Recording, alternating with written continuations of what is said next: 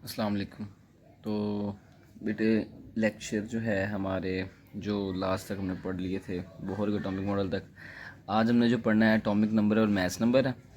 तो लास्ट में भी मैंने देखा था कि बच्चों को जो ना मसला आता है कि सवाल बनाने में कि सवाल क्या बनेगा, सवाल क्या बने, पूरे इतना ज़्यादा लिखा हुआ है, सर ने क्या याद करना है, इधर क्या सवाल बन सकते हैं। तो पहले मैं आपके कॉन्सेप्ट को क्लियर कर दूंगा, एटॉमिक नंबर और मैथ्स नंबर समझा दूंगा, फिर आपको बुक से ना मैं मार्क करवा दूंगा कि इधर क्या क्या सवाल पॉसिबल बन सकता है शॉर्ट फॉर्म में। ठीक है। और उसकी मैंने पीडीएफ जनरेट मतलब अभी जो है उसको जनरेट किया है ख़ुद से। इंशाल्लाह वो मैंने आपसे शेयर करूँगा। आपने उसको अच्छे से जो है ना वो मैं आपको लिंक भी शेयर कर दूंगा कि आप उसको डाउनलोड कर लें और उसको याद कर लें। ठीक है। मतलब आपको हर पैराग्राफ से जो शॉर्ट क्वेश्चन बन सकता है ना वो बना होगा। ठीक है। जिन्होंने लॉन्ग नहीं भी करने तो वो शॉर्ट तो कर सकते हैं। ठीक है। अच्छा, लेक्चर शुरू करते हैं बेटे। एटॉमिक नंबर सबसे पहले मैं समझा रहा हूँ, फिर आपको पीडीएफ दिखाता हूँ जिसमें मैंने आपको जो है शॉर्ट क्वेश्चन देने हैं। ठीक है। वो बुक से हम फ़ोन से रिकॉर्ड करवाया है, यहाँ पे जो है नहीं आपको मिलेगा इस फॉर्म में। तो एटॉमिक नंबर यानी एटम का नंबर। ठीक है। एटम का नंबर कह सकते हैं एटॉमिक नंबर। मतलब मैं इसको कहता हूँ कि ना रोल नंबर कह लो, एटम का रोल नंबर समझने के लिए रोल नंबर है एटम का। जैसे अब रोल नंबर जो होता है ना वो एक पहचान होती है किसी, आइडेंटिटी कार्ड नंबर कह लें, आईडी कार्ड नंबर। और दूसरा वर्ड आ गया बहुत अच्छा, आईडी कार्ड नंबर। सही है। अब ये आईडी कार्ड नंबर मैं क्यों कह रहा हूँ, इसकी रीज़न मैं आपको देता हूँ। फॉर एग्जांपल आपके पास कार्बन है। ठीक है। कार्बन के अंदर 6 प्रोटॉन है, 12 जो है उसका मैथ नंबर है, एटॉमिक नंबर इसका ये है। ठीक है। 6 से मुराद क्या है, अब इसमें 6 प्रोटॉन होंगे, 6 न्यूट्रॉन होंगे न्यूक्लियस के अंदर, और इलेक्ट्रॉन होंगे पहले शेल में 2 हम पढ़ते हैं, 1s2 पढ़ते हैं ना, दूसरे शेल में 4, 1 2 3 4। अब इसमें प्रोटॉन भी 6 हैं, न्यूट्रॉन भी 6 हैं, इलेक्ट्रॉन भी 6 हैं, लेकिन इलेक्ट्रॉन को चेंज किया जा सकता है, बिल्कुल किया जा सकता है। न्यूट्रॉन को चेंज किया जा सकता है, बिल्कुल किया जा सकता है। क्या कार्बन पे इफेक्ट आएगा इन दोनों के चेंज करने से? नो, ये कोई इफेक्ट नहीं आएगा जब तक आप प्रोटॉन को चेंज नहीं करोगे। कार्बन जो है वो कार्बन रहेगा। फॉर एग्जांपल मैं कहना ये चाह रहा हूँ 6 प्रोटॉन है ना, अगर आपने इसको 7 कर दिया तो वो कार्बन नहीं रहेगा। 6 न्यूट्रॉन है, आपने उसको 7 न्यूट्रॉन कर दिया फिर भी ये कार्बन रहेगा। 6 प्रोटॉन है, 7 न्यूट्रॉन है, फिर भी ये कार्बन है। 6 प्रोटॉन है, 7 इलेक्ट्रॉन है, 7 इलेक्ट्रॉन है, फिर भी ये कार्बन है। मतलब प्रोटॉन चेंज हुआ, प्रोटॉन चेंज ना हुआ और कुछ भी चेंज हो गया दोनों में से, न्यूट्रॉन और इलेक्ट्रॉन, तो एटम की आइडेंटिटी पे कोई फ़र्क नहीं पड़ेगा। जहाँ पे आपने प्रोटॉन को चेंज कर दिया, जैसे 7 प्रोटॉन कर दिए, तो वो कार्बन को क्या कर देगा, चेंज कर देगा। सही है। मतलब ये एक आइडेंटिटी कार्ड नंबर है, हर एटम के लिए फिक्स्ड होता है। इसको आप चेंज करोगे तो एटम चेंज हो जाएगा। इलेक्ट्रॉन को चेंज करोगे आइंस बन जाएंगे। क्या बनेंगे? आइंस बनेंगे। आइंस में भी कैटाइन हो सकता है और मे भी वो एनाइन हो सकता है। न्यूट्रॉन को चेंज करोगे तो आइसोटोप्स बनेंगे। नेक्स्ट टॉपिक है हमारा, वो क्या होते हैं। ठीक है। लेकिन अगर प्रोटॉन को चेंज कर दिया तो एलिमेंट ही चेंज हो जाएगा, एलिमेंट चेंज्ड। ठीक है। अब मैं आपसे कहता हूँ, जैसे इसकी एग्जांपल बहुत आसान सी है। जैसे ऑक्सीजन है, ऑक्सीजन के अंदर 8 प्रोटॉन है। अगर मैं 8 प्रोटॉन की जगह ऑक्सीजन के साथ 9 प्रोटॉन लिख दूँ तो ये ऑक्सीजन नहीं होगा, ये फ्लोरीन होगा। ठीक है। क्योंकि ये आइडेंटिटी कार्ड नंबर होते हैं नंबर। सही है। मेरे ख्याल से अभी पता लग गया। अब हर एटम एक दूसरे से डिफरेंट क्यों होता है? इसी वजह से कि उसके प्रोटॉन चेंज होते हैं। एक का प्रोटॉन दूसरे से चेंज है इसलिए वो एलिमेंट भी चेंज है, उनकी प्रॉपर्टी भी चेंज है। फंडामेंटल प्रॉपर्टी यानी कि बहुत इंपॉर्टेंट प्रॉपर्टी है। सही है। इलेक्ट्रॉन चेंज करने से एटम चेंज नहीं होता, न्यूट्रॉन चेंज करने से एटम चेंज नहीं होता। हाँ, उनमें आयंस और आइसोटोप्स जनरेट होते हैं, लेकिन एटम की आइडेंटिटी चेंज नहीं होती। प्रोटॉन के चेंज करने से एटम की आइडेंटिटी चेंज हो जाती है। सही है। अब इधर एक बात ये है कि पीरियोडिक टेबल में जो एलिमेंट्स अरेंज है ना वो प्रोटॉन की बेस यानी अकॉर्डिंग टू एटॉमिक नंबर है। जैसे हाइड्रोजन है फर्स्ट, फिर असेंडिंग ऑर्डर में आते हैं, दूसरे नंबर पे हीलियम आता है, फिर लिथियम आता है, फिर इसी तरह सारे बेरिलियम बोरॉन से ये एटॉमिक नंबर की बेस पे जो है वो हमने अरेंज किए हैं। ये एक उसका इंपॉर्टेंस है, सिग्निफिकेंस है। ठीक है। आइडेंटिटी कार्ड नंबर है, आइडेंटिटी कार्ड नंबर से पता लग रहा है ना मैंने क्यों बताई थी ये बात आपको शुरू में। तो मेरा पॉइंट क्लियर हो गया। सही है। अब नेक्स्ट है बेटे मैस नंबर। मैस कहते हैं जितने प्रोटॉन है जितने न्यूट्रॉन है उनको ऐड कर दो, जो नंबर आएगा वो आपका मैस नंबर है। फॉर एग्जांपल कार्बन के अंदर 6 प्रोटॉन थे, 6 न्यूट्रॉन थे, टोटल क्या बन गए 12, तो इसका मैथ नंबर क्या होगा 12 होगा। सही है। जिस तरह हम एलिमेंट्स को एटॉमिक नंबर से पहचानते हैं उसी तरह हम एटॉमिक एलिमेंट्स को मैथ्स की वजह से भी पहचानते हैं, ठीक है। लेकिन जो आइडेंटिटी कार्ड नंबर है वो हमेशा प्रोटॉन रहेगा, ठीक है। एटॉमिक नंबर को हम रिप्रेजेंट करते हैं Z से, मैथ्स नंबर को रिप्रेजेंट करते हैं A से, ठीक है। अब ये बातें मैंने आपको रफली सारी समझा दी हैं, ठीक है। बुक से भी मैं आपको बता दूँ, हमने बुक से जो है वो आज जो है टॉपिक जो पढ़ना था ना वो ये वाला था, एटॉमिक नंबर वाला, एटॉमिक नंबर। सही है, ये मैंने आपको सारा बता दिया। अब इसमें से जो पॉसिबल क्वेश्चन बनते हैं ना वो मैं आपके साथ शेयर करता हूँ, वो हम स्क्रीन रिकॉर्ड करते हैं। आ जाए ज़रा, शाबाश। तो बच्चों अब ये देखो एटॉमिक नंबर और मैथ्स नंबर पे ना पूरी आपको यहाँ पे वीडियो में मैंने आपको सवाल बना के देने हैं, ठीक है। सबसे पहले बता the fundamental particle of matter, ठीक है। इसमें देखो सबसे पहले मैं यहाँ पे ज़रा जो है ना वो ऑन कर लेता हूँ ताकि आपको पता लगे हम कहाँ पे पढ़ रहे हैं। सही है। What are the fundamental particle of matter? Electron, proton and neutron are the fundamental particle of all type of matter. यानी मैटर जितना भी है ना आपके पास, मैटर जितना भी है उसमें जितने भी फंडामेंटल पार्टिकल हैं वो इलेक्ट्रॉन है, प्रोटॉन है और न्यूट्रॉन है। पहली बात तो ये होगी। उसके बाद दूसरी बात आ जाओ, आपके पास जो है why does an atom an electron atom different from one atom to another element? एक एलिमेंट दूसरे एलिमेंट से डिफरेंट कैसे है, ये सवाल मैंने आपको पहले बताया था। क्योंकि उसमें डिफरेंट नंबर ऑफ प्रोटॉन है, ये बात मेरी याद रखनी है। प्रोटॉन आइडेंटिटी कार्ड नंबर है और ये हर एलिमेंट का एक दूसरे से डिफरेंट होता है, इसीलिए एक एलिमेंट दूसरे एलिमेंट से क्या होता है, डिफरेंट होता है। यहाँ पे आंसर आपको मिलेगा an atom of an element different from one another because it contain different number of fundamental particles proton, neutron and electron. According to book मैंने ये लिखा है, लेकिन आपको पता नहीं चाहिए जो बात है ना प्रोटॉन की, ये जो प्रोटॉन वर्ड है ना, ये मैं इसको ज़रा थोड़ा सा हाईलाइट कर देता हूँ। ये जो प्रोटॉन है इसकी वजह से एलिमेंट जो है वो डिफरेंट होते हैं। ओके, अच्छा। अब नेक्स्ट है हमारे पास, हम देखते हैं कि अगला क्या है, what is atomic number of an element? What is atomic number? आपको डेफिनेशन आनी चाहिए, ठीक है। The number of proton, the number of proton present in the nucleus of an element is called its atomic number. The number of proton in always fixed. ये बात बड़ी important है कि एटॉमिक नंबर जो है हमेशा फिक्स्ड रहता है, वो चेंज नहीं होता, ठीक है। अब ये एक बात होगी। शॉर्ट क्वेश्चन में इतना नहीं लिखेंगे, हम इसमें मज़ीद एडिशन करेंगे। देखें ज़रा क्या एडिशन करनी है हमने इसमें। नेक्स्ट क्वेश्चन भी हम ऐड करेंगे। The atomic number of an element is represented by capital letter C, ठीक है। ये भी उसी का पार्ट बना लेंगे हम। सही है। अब कोई सी भी आप एग्जांपल दे सकते हो। फॉर एग्जांपल मैं लिख देता हूँ जो है कार्बन और इसका नीचे नहीं 6, ये इसका एटॉमिक नंबर है, ठीक है।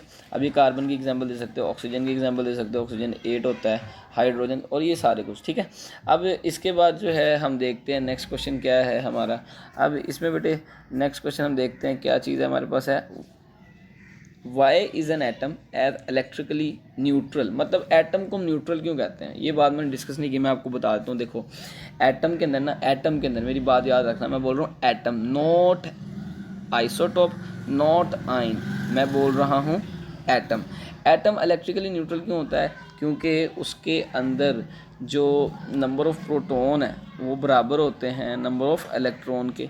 जितने पॉजिटिव चार्ज होंगे उतने ही क्या होंगे, नेगेटिव चार्ज होंगे। वो एक दूसरे के इफेक्ट को क्या कर देंगे, कैंसिल कर देंगे। और एटम क्या कहलाएगा, एज अ न्यूट्रल, मतलब कोई चार्ज नहीं होगा। फॉर एग्जांपल एक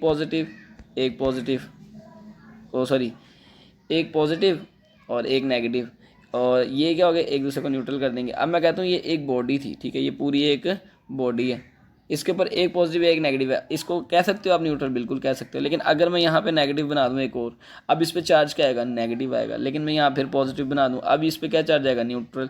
मैं पॉजिटिव बना दूँ, अब इस पे क्या चार्ज आएगा, पॉजिटिव आएगा। इधर नेगेटिव कर दूँ, अब ये क्या होगी, न्यूट्रल। मतलब जब तक हमारे पास नंबर ऑफ प्रोटॉन और नंबर ऑफ पॉजिटिव यानी प्रोटॉन इक्वल होंगे नंबर ऑफ इलेक्ट्रॉन यानी नेगेटिव चार्ज के, तब तक बॉडी क्या कहलाएगी, हमें इलेक्ट्रिकली न्यूट्रल कहलाएगी। सही हो गया, ये बात क्लियर हो गई है। अब नेक्स्ट है हमारे पास, how are elements arrange in periodic table? ठीक है, एटम जो हैं एलिमेंट पीरियोडिक टेबल में इन कैसे अरेंज किए हैं हमने देखा। In periodic table elements are arrange according to the ascending, यानी छोटे से बड़े की तरफ।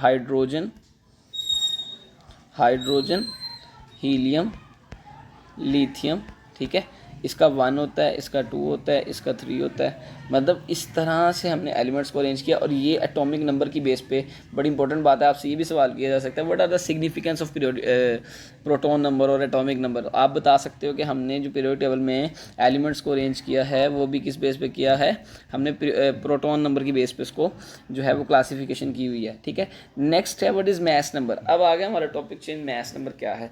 मैस नंबर बेटे कहते हैं the total number of proton and neutron, इन दोनों का सम करेंगे ना, जो नंबर आएगा वो हमारे पास मैस नंबर होगा। ठीक है, the total number of proton and neutron present in atom almost account for the total mass of an atom and hence it is called nucleon number. अब इसको न्यूक्लियन नंबर क्यों कहते हैं? यहाँ पे बच्चों को अक्सर जो है वो कन्फ्यूजन होती है कि सर इसको न्यूक्लियन नंबर क्यों कहते हैं। सही है, इसको मैं आपको समझाता हूँ किस लिए कहते हैं। अब देखो यहाँ पे ना मैं आपको बताता हूँ, एक मिनट।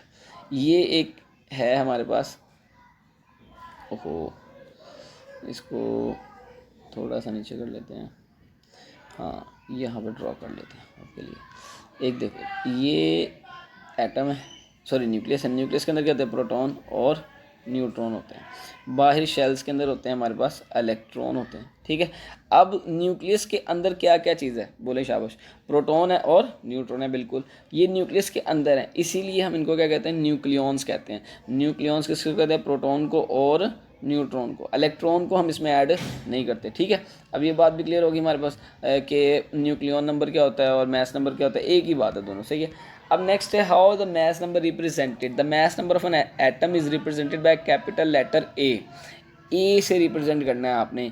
ठीक है, अभी हमने पीछे पढ़ा जो एटॉमिक नंबर है उसको जेड से करना है, मैस नंबर को हमने ए से करना है। ठीक है, तो आगे देखें, why is a mass of electron not include in mass number. ये बड़ा इंपॉर्टेंट बात है कि मैस में हमने जो है मैस में हमने प्रोटॉन को ऐड किया, न्यूट्रॉन को ऐड किया, लेकिन इलेक्ट्रॉन को ऐड क्यों नहीं किया? इलेक्ट्रॉन का मैस ही बहुत थोड़ा है। इलेक्ट्रॉन जो है ना वो 1836 टाइम्स जो है वो छोटा होता है। क्या होता है? छोटा, सॉरी ये तो बड़ा हो गया, छोटा होता है किससे? प्रोटॉन और न्यूट्रॉन से। इसीलिए इसका वज़न ना होने के बराबर होता है। ठीक है बेटा, इसलिए हम इसमें इसको ऐड नहीं करते। हम लिखते हैं पूरा जो मैस है ना जी वो प्रोटॉन और न्यूट्रॉन की वजह से है। तो यहाँ लिखा हुआ था mass of electron is extremely small and negligible. Negligible का मतलब होता है ना होने के बराबर। So it is not included when calculating the mass number. ठीक है, अब आगे how are atomic number and mass number written with the chemical symbol.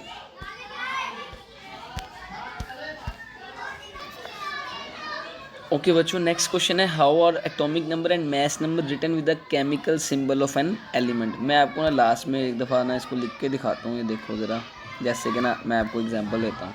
ये देखो, आपके पास ना एक एलिमेंट था, फॉर एग्जांपल कार्बन था। ठीक है, कार्बन जो है ले लेते हैं एग्जांपल, और एक आपके पास है ऑक्सीजन। ठीक है, एक आपके पास नाइट्रोजन है।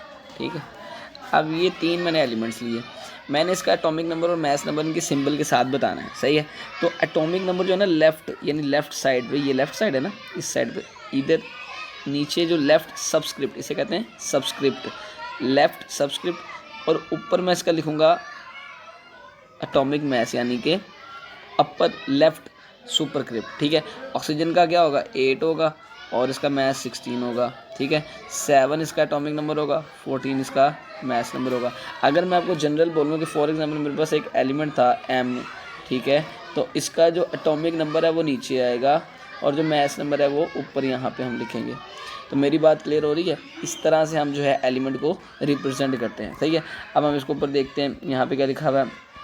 The atomic number is written as left subscript, यानी लेफ़्ट, ये लेफ़्ट यहाँ पे लेफ़्ट सबस्क्रिप्ट पे लिखते हैं, जैसे 6, 8, 7 और Z मैंने लिख दिया। ठीक है, और जो the mass number and the mass number written as left superscript to the element symbol के साथ। ये बात क्लियर होगी। Give the chemical notation, chemical notation यानी सिंबल कहते हैं। अब ऑक्सीजन मैं आप लिख के दिखा चुका हूँ आपको, ये फार्मूला आ गया। अब न्यूट्रॉन फाइंड करना है। ठीक है, मैं आपको यहाँ पे जो है न्यूट्रॉन भी फाइंड करने का तरीका बता देता हूँ। सही है, ये हमने क्या कर दिया, इसको गायब कर देते हैं। अब फॉर एग्जांपल बेटे कार्बन है। ठीक है, कार्बन का आपको 6 एटॉमिक नंबर पता था, मैस नंबर आपको पता था 12 है। बात क्लियर है? तो हम लिख लेते हैं प्रोटॉन प्लस न्यूट्रॉन इक्वल होता है किसके? एटॉमिक मैस के। ठीक है, एटॉमिक मास के इक्वल होता है। अब हमने देखा कि न्यूट्रॉन की वैल्यू हमने इसमें से निकालनी है, तो न्यूट्रॉन को यहाँ पे हम अगर अकेला कर दें तो z यहाँ पे आगे क्या होगा, माइनस हो जाएगा। तो एक एटॉमिक मास के साथ z बेटे क्या होगा, यहाँ पे आगे माइनस होगा और हमें क्या मिल जाएगा, न्यूट्रॉन मिल जाएगा। तो a कितना था हमारे पास, मास नंबर बेटे था 12 और z कितना था, 6 था। तो n की वैल्यू आप निकाल सकते हो, क्या आएगी, मैं इधर लिख देता हूँ, वो आ जाएगी हमारे पास 6, यानी इसके अंदर कितने न्यूट्रॉन होंगे, 6 न्यूट्रॉन होंगे। ठीक है, तो इस तरह से हम क्या करते हैं, एलिमेंट का न्यूट्रॉन कैलकुलेट करते हैं। ये एक फार्मूला आ गया आपके पास, ये वाला, यहाँ पे मैं इसको बॉक्स कर रहा हूँ, ये आपके पास एक फार्मूला आ गया जिससे आप न्यूट्रॉन को कैलकुलेट कर सकते हो। ठीक है मेरे बेटा, अब नेक्स्ट देखते हैं सवाल हमारे पास क्या आता है। सही है, ये लिख दिया मैंने यहाँ पे आपको, इसका मैं ना लिंक डिस्क्रिप्शन में इसका जो है ना लिंक दे दूँगा, वहीं पे शेयर कर दूँगा, वहाँ से इसको डाउनलोड कर लेना और अच्छे से याद कर लेना। ठीक है, ये इसी तरह सल्फ़र है, सल्फ़र की एग्जांपल दी है। 16 इसका क्या है बेटे, 16 इसका बेटे है हमारे पास, 16 यहाँ पे क्या है इसका एटॉमिक नंबर और 32 इसका क्या है, मास नंबर है। आप ये सिंपल ये फॉर्मूले से देखो, यहाँ पे लिखा हुआ है, इसको यूज़ करके इसका निकाल लोगे आराम से, आप इसका जो है वो न्यूट्रॉन नंबर निकाल सकते हो। ठीक है, आगे देखो, इंटरेस्टिंग इन्फॉर्मेशन है, ये बात मैंने आपसे कर ली है कि अगर आप क्या करोगे, इलेक्ट्रॉन को चेंज करोगे तो आयंस बनेंगे और न्यूट्रॉन को चेंज करोगे तो आइसोटॉप्स बनेंगे। ये बात भी मैं आपसे जो है वो क्लियर करता हूँ। अभी रुको ज़रा, हम अभी देखते हैं लास्ट पेज पे हम इसको ड्रॉ कर लेते हैं, अच्छे से समझ आना चाहिए।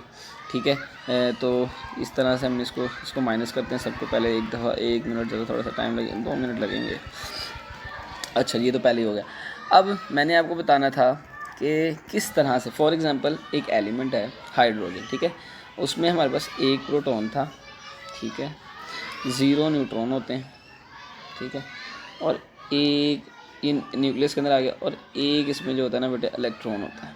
ठीक है, अब अगर मैं इसमें एक इलेक्ट्रॉन ऐड कर दूँ, ये इलेक्ट्रॉन था, मैंने इसमें ऐड कर दिया, इलेक्ट्रॉन ऐड करने से इस पर चार्ज क्या आएगा, इलेक्ट्रॉन पे चार्ज क्या होता है, नेगेटिव। पहले ये एटम है, एटम न्यूट्रल कैसे देखो, एक पॉजिटिव एक नेगेटिव, एक दूसरे को क्या करें, कैंसिल, 0 चार्ज। जैसे ही इलेक्ट्रॉन आएगा कौन सा चार्ज बढ़ जाएगा, नेगेटिव, तो इलेक्ट्रॉन पे एटम पे चार्ज हो जाएगा नेगेटिव। लेकिन अगर दूसरी तरफ बेटे मैं ऐसा कर लूँ, मैं ना इसमें से एक इलेक्ट्रॉन जो ये बना हुआ है ना, इसको भी निकाल लूँ, ये भी निकाल लूँ, अब क्या रहेगा, प्रोटॉन और चार्ज क्या, पॉजिटिव। इसी तरह बेटे मैं आइसोटॉप्स की फॉर्मेशन बताऊँ आपको, एक प्रोटॉन हो आपके पास, ठीक है, एक न्यूट्रॉन, पहले 0 कर लो, 0 न्यूट्रॉन, ठीक है, यहाँ पे मैं नेक्स्ट चैप्टर यही पढ़ना है, न्यूक्लियस के अंदर, और एक इलेक्ट्रॉन है बाहर। ठीक है बेटे, अब नेक्स्ट में क्या हुआ, इसका कलर चेंज कर लेते हैं, इसका कलर चेंज करते हैं, कलर हम इसका कर लेते हैं ब्लू कर लेते हैं। ठीक है जी, एक प्रोटॉन है और एक न्यूट्रॉन है और इस न्यूक्लियस के अंदर बाहर क्या है, एक इलेक्ट्रॉन। ठीक है बेटा, एक इलेक्ट्रॉन है, एक और कलर चेंज करते हैं लास्ट, फिर हमारी बात पूरी हो जाएगी। एक प्रोटॉन है, 2 न्यूट्रॉन है, न्यूक्लियस, ये एक इलेक्ट्रॉन है, एक इलेक्ट्रॉन यहाँ पे आ गया। ठीक है बेटे, अब प्रोटॉन भी सेम है सब में, ठीक है, इलेक्ट्रॉन भी सब में सेम है, एक एक है, चेंज आ रहा है बेटे न्यूट्रॉन में, 0 न्यूट्रॉन, 1 न्यूट्रॉन और 2 न्यूट्रॉन। अब ये मैंने आपको कहा प्रोटॉन चेंज करने से एलिमेंट चेंज होगा। अभी ये क्या है, हाइड्रोजन है, तीनों हाइड्रोजन है। आइसोटॉप्स वाला केस नेक्स्ट पढ़ना है हमने, लेकिन अभी मैं आपको आइसोटॉप्स में इतना नहीं बता रहा, सिर्फ बता रहा हूँ न्यूट्रॉन के चेंज करने से जो चीज़ें बनती हैं, एटम सेम होते हैं, एलिमेंट के एटम डिफरेंट होते हैं, एलिमेंट सेम होता है, सॉरी एटम्स डिफरेंट होते हैं, इससे हम न्यूट्रॉन कहते हैं। ठीक है, ये आगे न्यूट्रॉन्स। ठीक है, ईजी हो गया मेरे ख्याल से। तो अब हम नेक्स्ट चलते हैं, नेक्स्ट क्वेश्चन देखते हैं क्या हमारी बुक में। ये सॉल्व एग्जांपल है, ये आपको कैलकुलेट करना मैंने सिखा दिया, तो आप लोगों ने लास्ट तक इसको सुनना है, अपने दोस्तों के साथ इसको ज़रूर शेयर करें जो पढ़ना चाहते हैं। ठीक है, उनके लिए साथ नहीं, जो बस वैसे ही नहीं मैं कह रहा, सिर्फ उनके लिए कह रहा हूँ जो पढ़ना चाहते हैं। ठीक है, और नेक्स्ट हम देखेंगे हमारा आइसोटॉप्स वाला लेक्चर इंशाल्लाह। अल्लाह।